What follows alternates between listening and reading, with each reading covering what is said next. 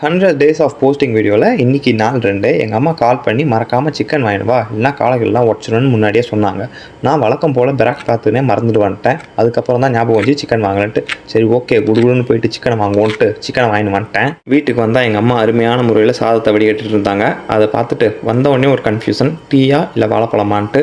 அதில் என்னடா கன்ஃபியூஷன் இருக்குன்ட்டு டீ எடுத்துகிட்டு அது கூட மேரி பிஸ்கெட்டை உட்காந்து ஜாலியாக சாப்பிட்டு முடிச்சிட்டேன். சாப்பிட்டு முடிச்சோடனே எங்கள் அண்ணன் ரெக்வஸ்ட்டாக ஒரே ஒரு சட்டை மட்டும் அயன் பண்ணி தாயன்னா ஒரு 15 ரூபா தாடாண்ணே, நீ போட்டுங்கிற பேண்ட்டை எழுந்து ஒழுங்கு மாதிரியாக கழட்டி கொடுத்துரு, இல்லைனா 1000 ரூபா கேட்பான்னா சரி அண்ணன் தம்பி நம்மளுக்குள்ள என்னடா இருக்குன்ட்டு அவனுக்கு வந்து சட்டை அயன் பண்ணி கொடுத்துட்டேன். சிக்கன் வாங்கி இருந்தே மசாலா யாரும் கொப்பனா வாங்கி வருவான்னாங்க. சரி அதை போய் வாங்கி வரலாம் பார்த்தா செப்பலை எடுத்துட்டேன். அது தெரிஞ்சால் என்ன அந்த செப்பலாலே அடிப்பாங்கட்டு அந்த செப்பலை பதிக்கிட்டு மேலே வந்துட்டு நேற்று எனக்கு சில்லி பீஃப் வாங்கி வச்சுருக்காங்க.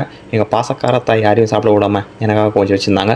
சரி நானும் எங்கள் அம்மாவும் காலைல கட் ஆஃப் போட்டு சில்லி பீஃபை சாப்பிட்டுட்டு நம்மளுக்கு அதுக்கப்புறம் முடிக்க வேண்டிய கடமைகள் நம்மளுக்கு சிறிதளவு இருந்தது. சரி ஓகேன்ட்டு அதை போய் பார்ப்போன்ட்டு அதை முடிச்சுட்டு லைட்டாக டயர்ட் ஆகிட்டேன். அதனால் ஒரு கேக்கும் கடைக்கு வந்தோடனே ஒரு வாட்டர்மெலன் ஜூஸையும் குடிச்சிட்டு அண்ணன் மட்டையாகிடுவேன்னு நினச்சேன். ஆனால் மட்டையாகிறதுக்கு முன்னாடி சிக்கன் குழம்ப குளிக்கிட்டு லெக் பீஸை அருமையாக திருடிட்டு சாப்பிட்டுட்டு அண்ணன் மட்டையாகிட்டேன். ஏஞ்சி உடனே குடுன்ட்டு அண்ணன் வேலைக்கு கிளம்பிட்டேன். ஏன்னா அண்ணன் ஒரு பேட்மேன், நைட் ஷிஃப்ட் ஆள். அதுக்கப்புறம் போகிற வழியில் ஒரு 2 சப்பாத்தி ஒரு டபுள் சாப்பிட்டுட்டு பத்திரமா வேலைக்கு போயிட்டேன்.